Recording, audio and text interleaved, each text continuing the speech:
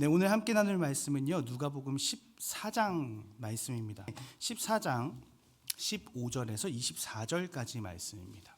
함께 먹는 사람 중에 하나가 이 말을 듣고 이르되 무릇 하나님의 나라에서 떡을 먹는 자는 복되도다 하니 이르시되 어떤 사람이 큰 잔치를 베풀고 많은 사람을 청하였더니 잔치할 시각에 그 청하였던 자들에게 종을 보내어 이르되 오소서 모든 것이 준비되었나이다 하매 다 일치하게 사양하여 한 사람은 이르되 나는 밭을 샀음에 아무도 나가 보아야 하겠으니 청컨대 나를 양해하도록 하라 하고 또 한 사람은 이르되 나는 소 5겨리를 샀음에 시험하러 가니 청컨대 나를 양해하도록 하라 하고 또 한 사람은 이르되 나는 장가 들었으니 그러므로 가지 못하겠노라 하는지라. 종이 돌아와 주인에게 그대로 고하니 이에 집 주인이 노하여 그 종에게 이르되 빨리 시내의 거리와 골목으로 나가서 가난한 자들과 몸 불편한 자들과 맹인들과 저는 자들을 데려오라 하니라. 종이 이르되 주인이여 명하신 대로 하였으되 아직도 자리가 있나이다. 주인이 종에게 이르되 길과 산 울타리가로 나가서 사람을 강권하여 데려다가 내 집을 채우라. 같이 읽겠습니다. 내가 너희에게 말하노니 전에 청하였던 그 사람들은 하나도 내 잔치를 맛보지 못하리라 하였다 하시니라. 아멘. 네, 잔치를 맛봤다면이라는 제목으로 말씀을 나눕니다. 여러분 혹시 드라마나 영화에서 이런 장면 좀 많이 보시지 않았나요? 이렇게 재벌 2세들이 이렇게 파티를 하고 있는 자리에서 이렇게 한 눈치 없는 친구가 그 여자 주인공의 가난함과 이제 행색을 막 흉 보는. 그러면 이제 주변에 있는 같은 친구들이 막 이제 깔깔거리면서 자신들은 우월하다, 다르다라는 것을 나타내면서 막 샴페인을 마시는 그런 장면. 그럴 때 꼭 우리 남자 주인공은 이렇게 행동을 하죠. 갑자기 책상을 탁 친다든지, 그렇죠?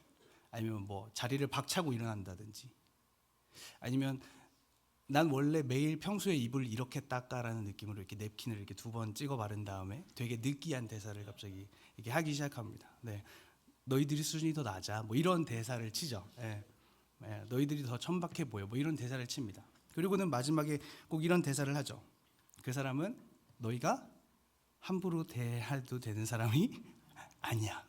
드라마 많이 보시네요. 네, 그런 대사를 합니다. 여러분 그런 장면들 다 아시죠? 네. 그러면 그 장면이 하나 나왔을 때 우리는 한 번에 한 2-3가지 정도의 메시지를 확 이렇게 입력받게 됩니다. 그게 뭐냐면 일단 남자 주인공은 이제 외적인 걸 보지 않는다라는 걸 이제 보게 되고 얼굴만 보시지 않죠? 네, 그런 걸 이제 보게 되고 두 번째는 이제 그 재벌 2세들의 가치관, 그들이 갖고 있는 우월의식 이런 건 좀 틀렸다, 옳지 않다라는 걸 또 알게 되고 세 번째는 남자 주인공이 여자 주인공을 얼마나 사랑하는지에 대해서 우리가 한 2-3가지를 그 한 장면을 통해서 갑자기 확 이렇게 입력받게 되죠. 근데 여러분 오늘 말씀이 딱 그런 느낌이에요. 오늘 말씀에 여러분 배경을 보시면 14장 1절에 한 바리새인의 집 안에 지금 바리새인과 율법 교사들이, 그러니까 당시에 엘리트층에 속하는 사람들이 예수님과 함께 식사를 나누고 있었습니다. 그런데 15절에서 한 사람이 갑자기 이런 말을 합니다. 우리 함께 15절 말씀 한번 읽어볼까요? 15절 말씀. 네, 15절 말씀 한번 같이 읽겠습니다. 시작. 함께 먹는 사람 중에 하나가 이 말을 듣고 이르되 무릇 하나님의 나라에서 떡을 먹는 자는 복되도다 하니. 네, 식사 중에 먼저 예수님이 먼저 이런 말씀을 하셨습니다. 너희가 잔치를 베풀거든 가난하고 몸이 불편한 자들을 초대해라. 그러면 그것이 너희에게 축복이 되고 의인의 부활 때에 너희가 그거에 대한 보상을 받을 거다라는 말씀을 예수님이 먼저 하셨어요. 근데 그 말을 듣고 한 사람이, 그러니까 바리새인이거나 아니면 율법 교사인 한 사람이 지금 이렇게 얘기를 하는 겁니다. 하나님 나라에서 떡을 먹는 자는 복되겠네요 라고 얘기를 하는 거예요. 그리고 이 말에는 굉장한 우월 의식과 특권이 깔려 있는 거죠. 왜냐하면 자신들은 지금 하나님의 율법을 잘 지키는 사람들이고 당연히 하나님 나라에 들어갈 거라고 지금 생각을 하는 겁니다.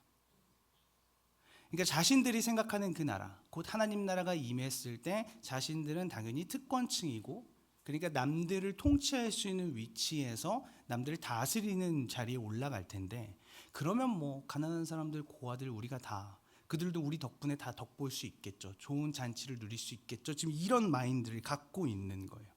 그러면서 자기네끼리 아까 드라마에서 봤듯이 샴페인을 마시면서 하호호 하고 있는 그런 장면입니다. 그런데 이어 말씀하시는 예수님의 비유를 보면 그들의 생각과는 너무 거리가 먼 다른 이야기를 지금 하고 계시죠. 내용을 요약하면 이렇습니다. 하나님 나라에 들어간 자들만 만끽할 수 있는 그 잔치, 그 잔치를 지금 너희가 거절하고 있고, 그래서 그 잔치에는 가난한 자, 몸이 아픈 자, 그리고 이스라엘 밖에 있는 사람들이 그 자리를 채울 것이다 라고 말씀하고 계세요. 그러면서 너희가 지금 이런 핑계를 대면서 잔치를 거절하고 있어. 하나님 나라를 너희가 그렇게 거절하고 있어 라고 말씀을 하시는데요. 이 내용을 좀 더 저희가 자세히 이해하기 위해서는 먼저 유대인의 풍습 하나를 저희가 알 필요가 있습니다.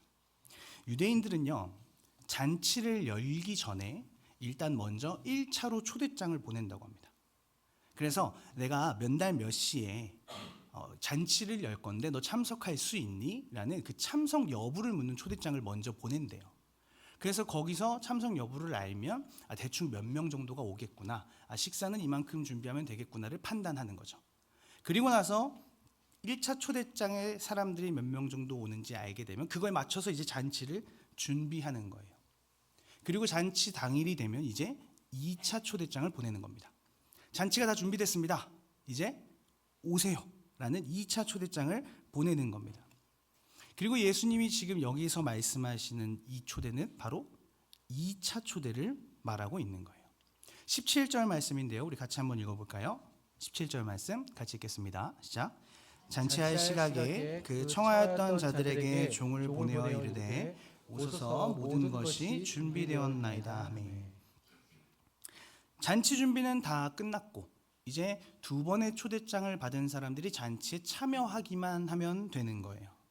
그리고 지금 2차 초대장을 받았다는 건 앞서 말씀드렸다시피 1차 초대장을 받았을 때 저 갈게요 라고 주인한테 참석을 통보했다라는 거죠.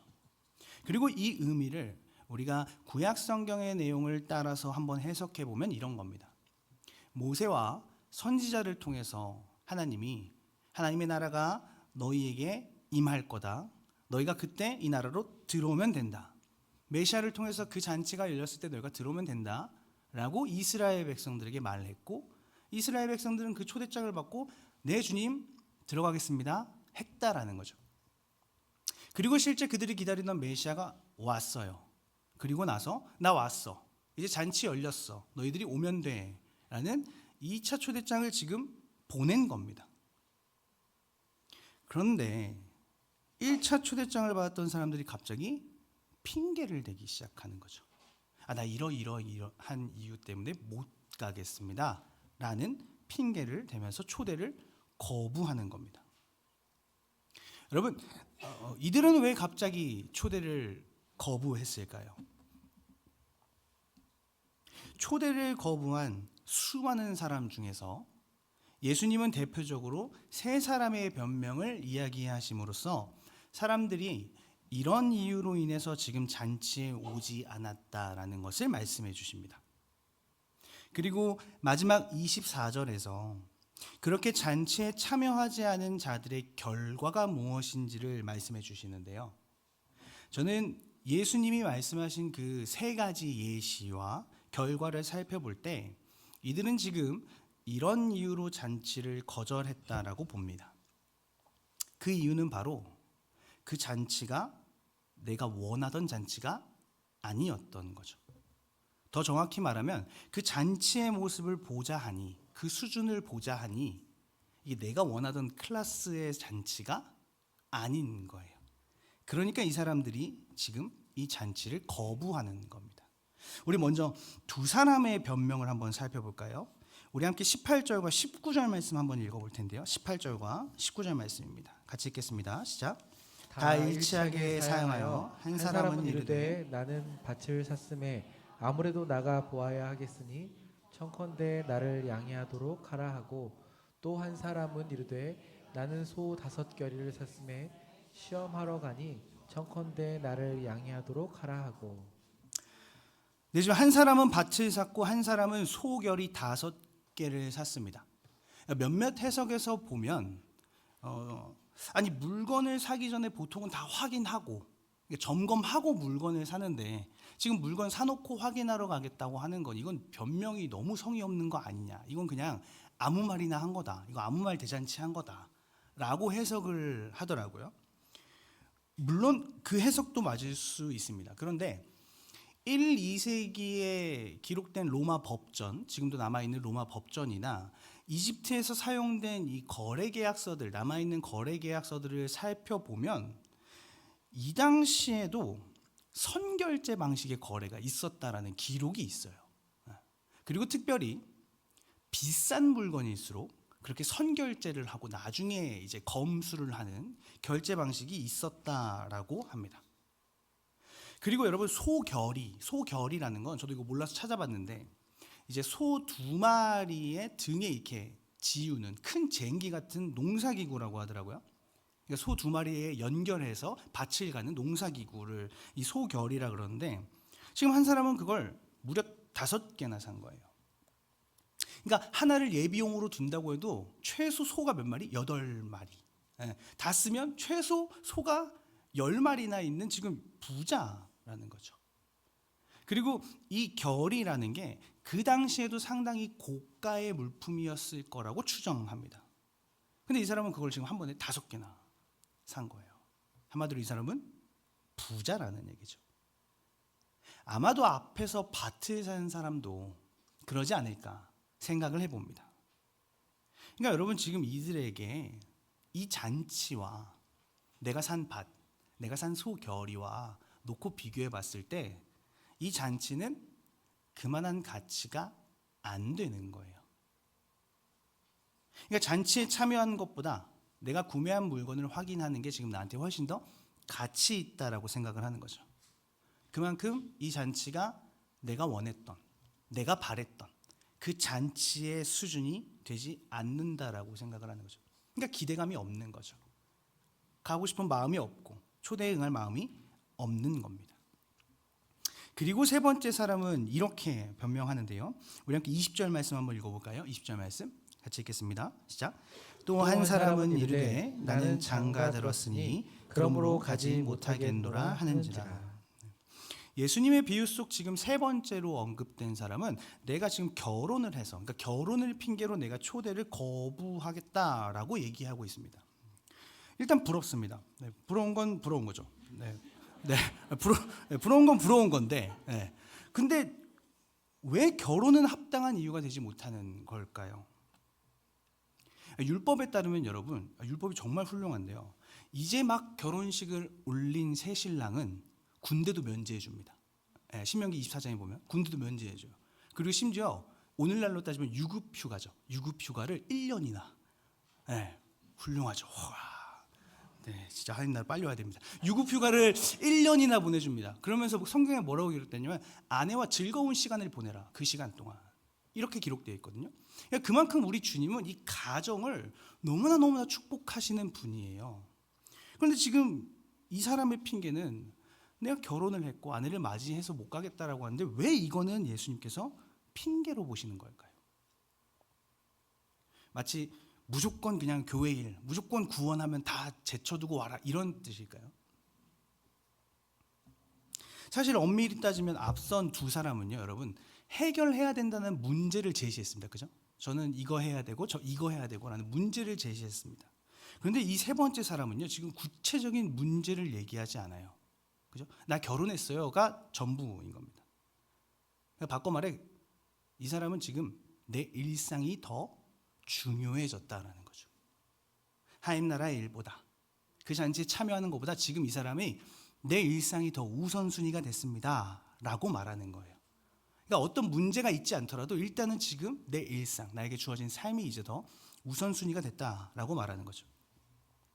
그리고 여러분 이 핑계는요, 이 당시보다 오늘날이 훨씬 더 잘 먹히는 핑계가 됐습니다.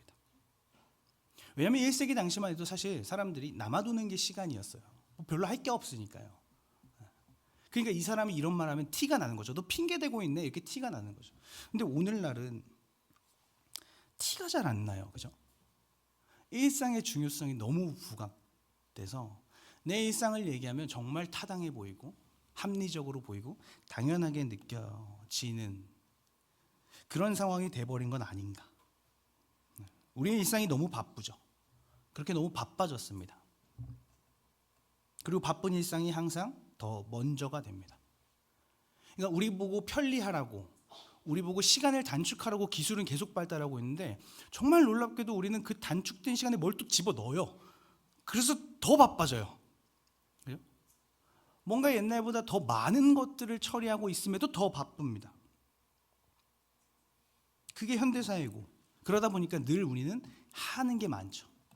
해야 될 것도 많고, 그러다 보니까 자연스럽게 책임져야 될 것도 많아지고, 그러다 보니까 우리의 일상은 너무 분주해지고 그 가운데 하나님의 나라는 늘 우선순위에서 밀리고 있는 것은 아닌가. 근데 여러분, 정말로 우리가 이렇게 바쁘게 살기 때문에, 그러니까 일상에 중요한 것들이 너무 많아서, 그래서 하나님 나라를 누릴 수 있는 시간조차 만들기가 지금 어려운 걸까요? 아니면 그 하나님 나라가 내가 원하는 잔치가 아니어서 그 마음이 안 생기는 걸까요? 그러니까 일상이 너무 무거워서, 너무 힘들어서, 이걸 빨리 해결하는 데에 정신이 없어서 하나님 나라를 보지 못하고 있는 게 정말 현실일까요? 한 선교사님의 설교를 듣고 있는데 그 선교사님이 어느 날 퇴근 시간에 지하철을 탔다고 합니다. 그러면서 이제 지하철이 한 정거장 지나가는데 그때마다 이제 사람들이 이제 몰려들기 시작하고 어느 순간 보니까 본인이 이렇게 껴 있었대요. 지하철 퇴근 시간에. 그래서 이제 지나갈 때마다 야, 이제는 더 이상 사람이 못 하겠다 할 정도로 이렇게 팔다리도 움직이지 못하고 요 자세로 이렇게 껴 계셨는데 갑자기 지하철이 멈추더니 문이 열리면서 갑자기 한 사람이 이렇게 간을 보더랍니다. 그러더니 정말 한 사람이 들어올 틈이 없는데 거기에 발을 이렇게 먼저 집어넣더래요. 그러면서 영차 하면서 여기 몸을 이렇게 맡기더래요. 꾸역꾸역. 그러더니 더 놀라운 건 사람들이 소리를 지르는데 공간을 만들어내고 있다는 거죠. 그러면서 그 한 사람이 탔답니다. 그리고 또 지하철이 가는데 또 문이 열리고 이제는 진짜 못할 것 같은데 또 한 사람이 몸을 집어넣고 그럼 사람들이 또 소리를 지르면서 공간을 만들어냈대요. 근데 그 선교사님이 더 놀라운 건 뭐냐면 그렇게 막 소리를 지르면서 이 자세로 공간을 만들어내는데 한 자매가 눈에 들어온 겁니다. 한 자매가 어떻게 하고 있었냐면 그렇게 소리를 지르면서 공간을 만들면서 이 자세로 게임을 끄지 않고 이러면서 끝까지 게임을 하면서 자리를 만들어내는 걸 봤다라는 거죠. 선교사님이 그때 깨달았대요. 마음만 있으면 다 되는구나. 어떻게든 우리는 몸을 우겨 넣어서라도 그 시간과 공간을 만들어낼 수 있구나. 이런 거죠. 집에 빨리 가려고 내가 게임 한 판 더 하려고 우리는 애를 씁니다. 여러분 물건 하나 살 때도 저는 그러거든요. 저는 물건 하나 살 때 정보를 다 검색해봐요. 이 물건이 얼마나 좋은지 또 다른 물건이랑 비교해보고 가격 검색해보고 스펙 보고 사람들 리뷰 보고 다 그렇게 저는 삽니다. 네. 여러분은 어떻게 사시나요? 근데 우리가 물건 하나 살 때도 그렇게 내 시간을 투자하면서 심지어 특히 그런 것도 자기 전에 하는 게 그렇게 재밌잖아요. 누워가지고 이 물건 비교하고 근데 그렇게 우리가 물건 하나 구매하는데도 그렇게 스펙을 비교하고 정보를 검색해가면서 물건을 구매하는데 하나님의 말씀은 정말 이렇게 싹 지나가죠. 꼼꼼히 살펴보지 않는 그런 걸 말하는 거예요. 우리가 일상을 위해서라도 그렇게 시간을 많이 투자하고 있죠. 근데 하나님 나라를 위해서는 하나님 나라를 향유하는 일에는 왜 자꾸 핑계가 먼저 나오는 걸까? 누가 저한테 그러더라고요. 전사님 지금 월요일에 대학원 밤늦게까지 수업하시고 화요일부터 주일까지 사역하시고 너무 바쁘셔서 연애할 시간이 없으시겠어요? 아니요. 왜? 어떻게든 합니다. 왜 못하겠습니까? 마음이 있는데. 안 그러세요? 안 바쁩니다, 여러분. 오해하지 마세요. 어떻게든 마음을 만들어내서 해야죠. 왜 못할까요? 근데 우리는 그렇게 일상을 위해서는 막 준비가 돼 있죠. 저도 달려갈 준비가 돼 있습니다. 근데 안 바빠져요, 계속. 예, 바빴으면 좋겠는데 그 일로. 예, 근데 어쨌든 우리는 그것 가운데 시간과 노력을 쏟을 준비가 돼 있고 그렇게 살고 있는데 하나님 나라 일을 한번 생각해 보자는 거죠. 우리가 거기에는 정말 그렇게 내 마음을 쏟고 있나? 자꾸 내 일상이 너무 중요해져서 하나님이 원하시는 그 잔치에 들어가는 일은 뒷전이 되는 건 아닌가? 그리고 또 하나, 그 잔치가 정말 내가 원하는 모습이 아니어서, 내가 원하는 수준이 아니어서 안 가는 건 아닌가 하는 거죠. 뭔가 마치 거기 가면 일해야 될까 봐. 우리 교인들이 또 열심히 믿음 좋으신 분들이 그런 고민 좀 많이 하죠. 내가 거기 가면 일해야 될까 봐. 또 하나 섬겨야 될까 봐. 봉사해야 될까 봐. 그러면 그냥 집에 와서 쉬는 게 더 낫지 않을까. 그러니까 자꾸 하나님의 나라가 그렇게 핑계를 대면서 우선순위에서 멀어지는 것은 아닌가. 그러니까 예수님께서는 지금 그러한 핑계를 두고 말씀하시는 겁니다. 그러면서 마지막에 초대에 응하지 않은 자들의 결과를 이렇게 말씀하시죠. 우리 함께 24절 말씀 한번 읽어볼까요? 24절 말씀 같이 읽겠습니다. 시작. 내가 너희에게 말하노니 전에 청하였던 그 사람들은 하나도 내 잔치를 맛보지 못하리라 하였다 하시니라. 잔치의 주인은 결코 잔치를 취소하지 않습니다. 그리고 그 잔치가 얼마나 위대한 건지, 얼마나 값진 건지 지금 자신이 만만하죠. 자신의 잔치가 얼마나 준비된 것들이 많은지, 이 잔치에 참여했을 때 경험할 수 있는 그 맛이 얼마나 훌륭한 건지 주인은 분명하게 얘기하고 있습니다. 그러나 그 잔치를 거부한 사람들은 그 맛을 볼 수가 없는 거죠. 그러니까 바꿔 말해 이들이 지금 이 초대에 응하지 않은 마지막 이유를 한번 생각해 본다면 지금 그 잔치의 맛을 모르기 때문에 그래요. 겉으로 볼 때 자신이 생각하는 큰 잔치, 맛있는 잔치라는 거는 이런 거였는데 지금 자기 눈에 볼 때는 그렇게 안 보이는 거죠. 차려놓은 게 그렇게 훌륭해 보이지 않는 거예요. 근데 여러분, 예수님의 행보가 그랬습니다.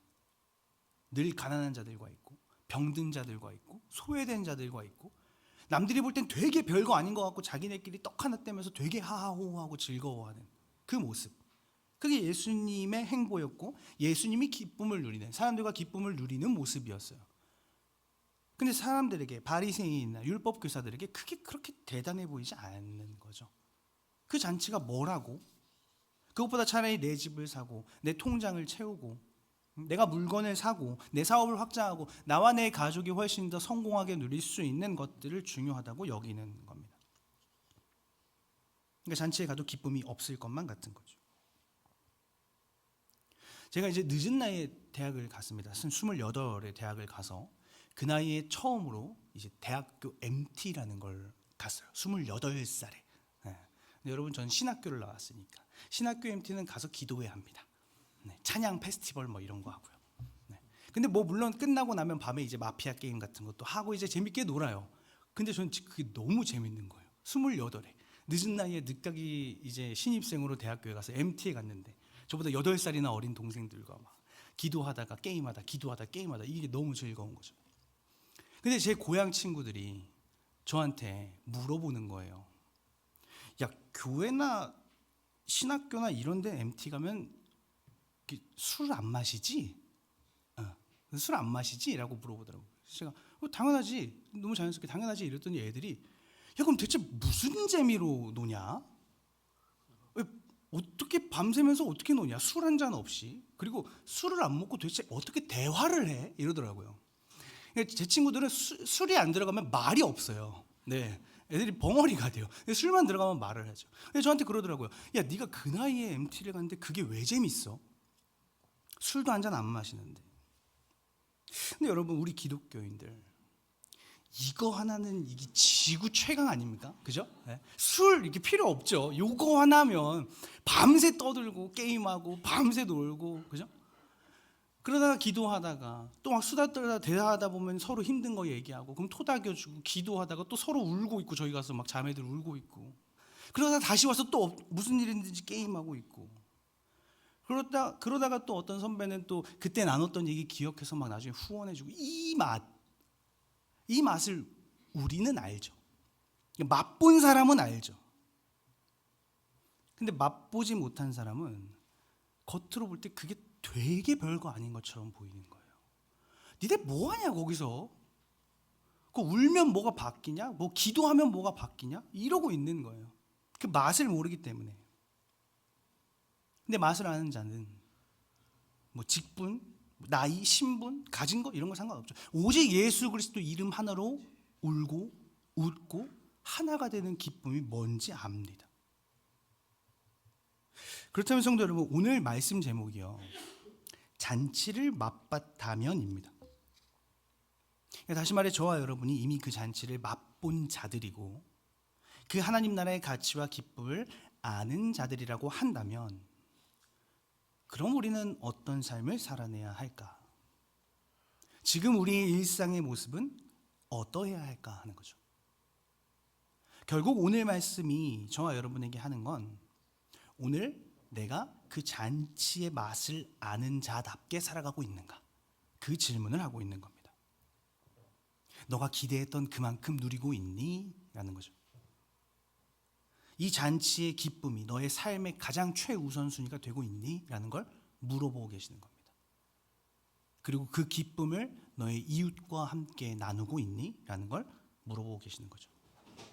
바리새인들과 율법교사들은요, 여러분, 저와 여러분보다 훨씬 더 많이 말씀을 읽고 성전에 올라가고 늘 모이고 거기서 자신들은 하나님의 백성이다라는 아주 강한 확신을 가지고 살았습니다. 근데 그러면서 가난한 자들, 병든 자들, 소외된 자들은 돌아보지 않았죠. 재물을 탐했고 자신의 지위와 자신의 형편을 지키는 것에 마음을 쏟았습니다. 그러다가 결국 그 잔치의 맛을 못 본 거죠. 반면 그 초대가 얼마나 감사한 일인지, 얼마나 큰 은혜인지를 알고 참여한 자들은 그 맛을 경험했습니다. 그 맛대로 사는 기쁨을 누린 거죠.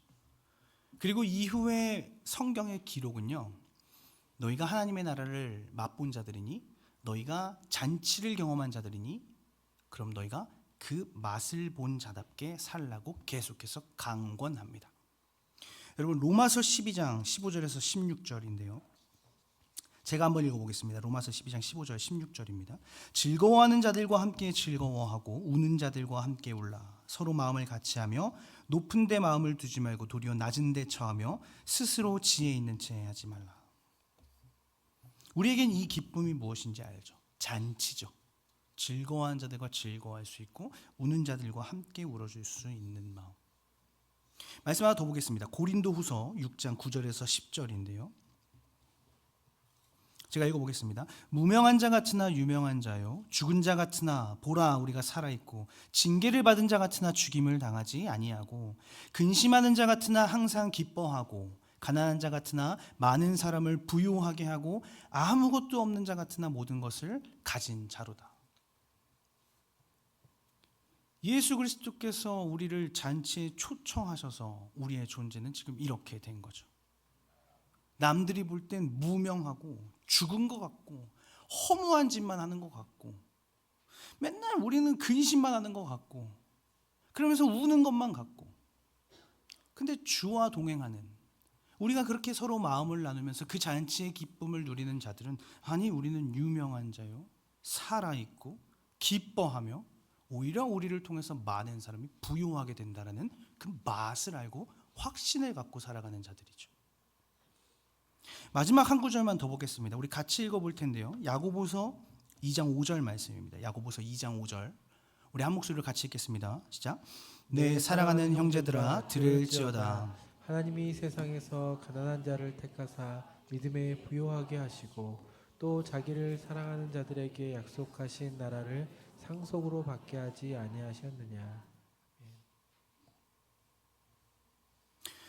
주께서 우리를 이렇게 택하시고 우리에게 이 나라를 상속하여 주셨다라는 고백을 우리는 합니다. 그렇다면, 잔치를 맛봤다면 우리는 더 이상 그 잔치를, 그러니까 우리에게 주어진 삶을,